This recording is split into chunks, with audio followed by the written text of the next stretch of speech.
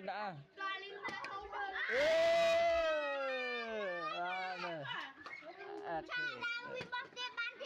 bán tiền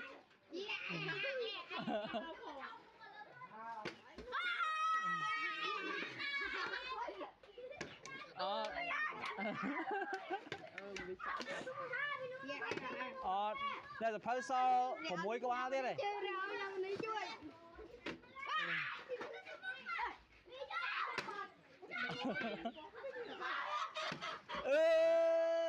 bị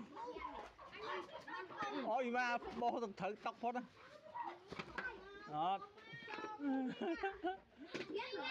thiệt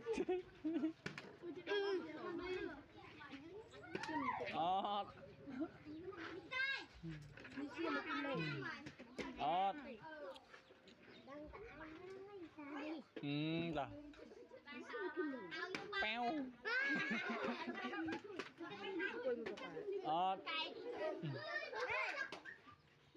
rồi bó hử lươn lươn bó hao từ lâu ba ngày bó hay chào rồi thật hơi tiếp từ khâu nha từ khâu từ trong mai không bái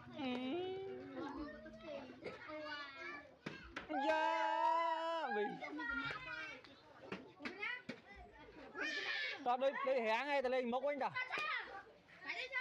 ở đây